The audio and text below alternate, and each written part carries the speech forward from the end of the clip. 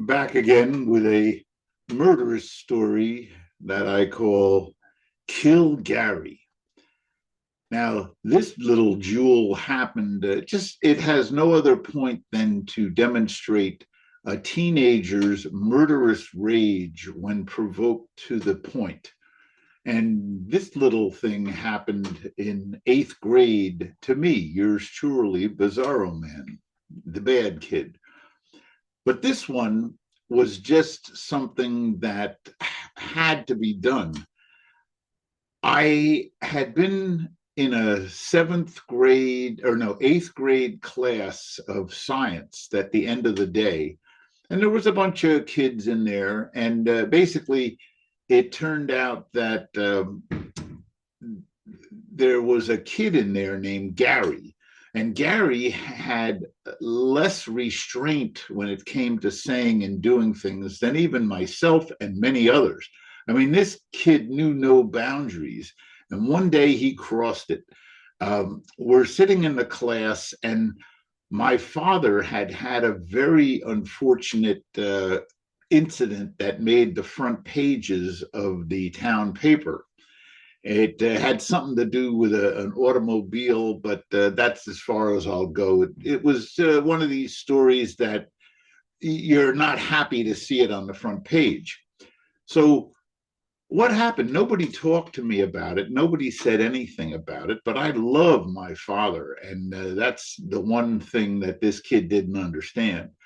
So, at the start of this last class of the day, I everybody was fooling around and talking before class, and this jackass, for want of a better name, blurted out the whole story and embarrassed me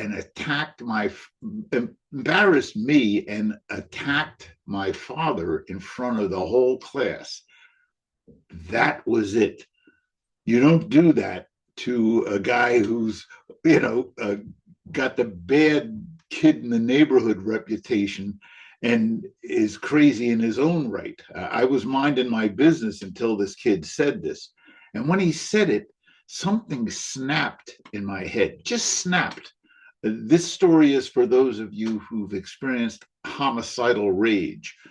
So, what happened was the class was 45 minutes long, and I waited till the very end of class. And all I could say was, I'm going to kill this effing kid. I'm going to kill him. I'm going to actually kill him.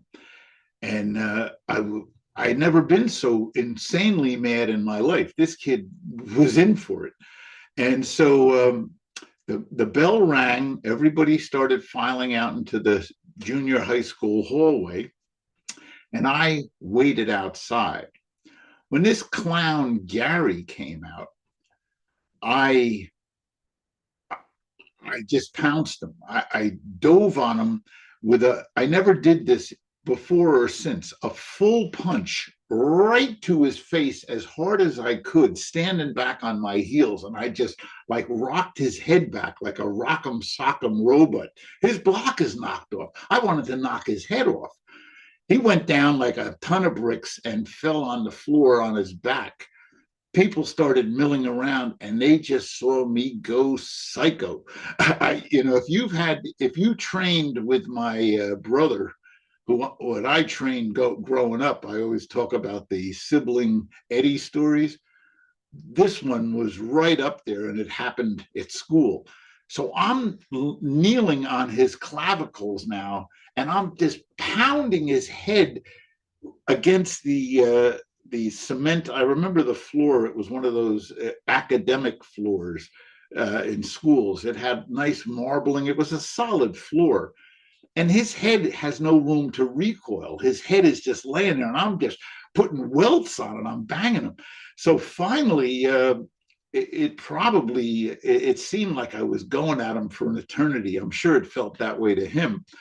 But then a big strapping ex-Marine guy named Dean, that was his first name, and he was our school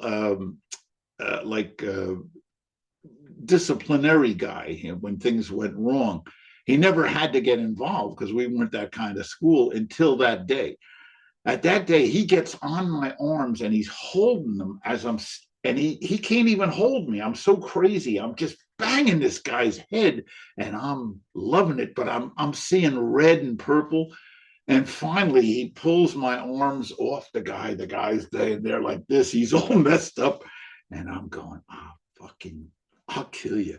And so what it come down to is we got trotted off to the disciplinary, and there were the vice president of the school was the disciplinarian for the whole school, and he was a little dweeby guy, and his name was Justin, and last name unimportant. And he goes, "Well, Mister Bazarro man, I think in the future you'll both have a month of detentions, and you, Mister Bazarro man, I'll call myself that, will refrain from making references to your Miss Gary's ethnic heritage, which is what I was spewing at the time."